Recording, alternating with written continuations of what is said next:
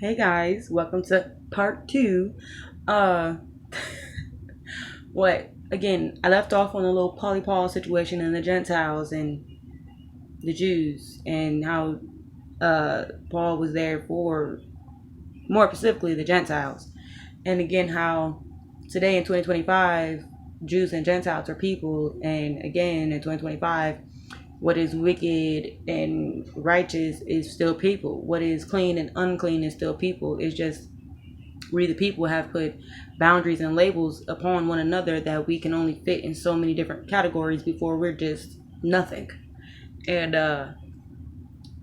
again, with this type of perspective, new perspective in mind, a different way of seeing it, reading the reading Paul's passages, especially to different churches and stuff like that, I can really see uh what Paul was trying to lay down. Maybe not in everything to just spew out back to you, but if you would like to read it for yourself, definitely go see it or read it. Uh, what? But just teaching these people who are Gentiles, who are 2025 wicked, how to live in the kingdom of God. Like, there is no 10 commandments to make this possible. There is no religious practices to make this possible. These all these different ways and opportunities and routes that were once a thing is no longer a thing. And so Paul is trying to teach these people, even the ones who may be already trained up in these things, trying to break those barriers down, those falsified walls down. And then the people who are just coming into Jesus, hearing from the old people about having to do all these different things to get into God's good grace, God's good graces. Goodness, GGs. Anyways, type GGGs. Okay. Uh, but yes, Paul is teaching these people how, you know, what Jesus came to do for us and how he's doing it. And this is how you can look when you're living in the kingdom. Yes, you may be presumed uh wicked, you may be seemed unclean, but that's not a thing here in the kingdom of God. Like, he is a respecter of no man's. He don't care if Bonquiqui mad at you for this and that and all these other things. God don't care that if I was to see Paul and still think dude low key Saul. Like, that was the point of literally that specific person, that type, to go out and be the advocate, the leader, the head honcho of this image, of this new forward movement in the kingdom of God here on this earth right now, especially after the second coming, especially aka the death of Jesus on the cross, the resurrection, him being placed as king. Come on now.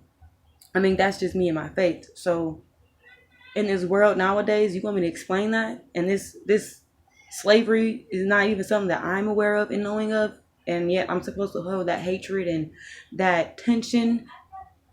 Like, I'm not gonna know that. I'm not gonna have the answers for anybody and everybody. So if you want to come on here and ask some questions and being silly, go look for Ty Leo. He said he looking for beef, baby. I ain't got the beef. He got the beef. Okay. Uh but no, for real.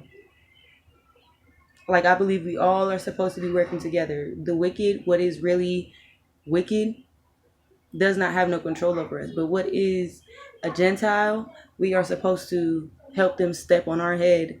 I mean, not necessarily like that, because I consider myself a Gentile. I ain't gonna lie to you. I don't know. Well, I'm not no perfect person. Ain't nobody perfect. That's the whole point. But anyways,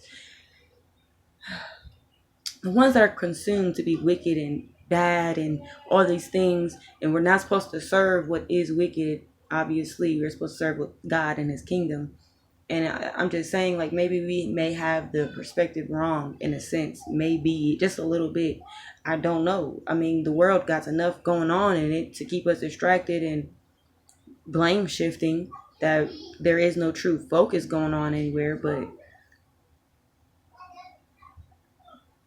that's what causes the end of things, because they're not living, they're not of value, they have no real eternity. Yeah, eternity. So it's like, when we see things in this world crash and die and burn out, That's not a surprise, really, especially in these systems and these entities and these countries and possessions and stuff like that. Like, it don't last long, and it's always caving and falling for a reason. Like, we the people, God's people, wicked and righteous, are coming out of the world and more into the kingdom. Not saying that we're leaving the earth. I'm saying we're getting out of fleshly things, out of just those practices, out of just those awarenesses and acknowledgments. We are also getting into spiritual things, not because it's wicked and people are doing crazy things. Okay, I'm not. Yeah. Anyways, I'm not talking about no wicked people doing some crazy things, but I'm talking about some wicked people trying to do some good things. That's what I'm talking about. Okay. All right. I lost train of thought. I'm gonna make another video.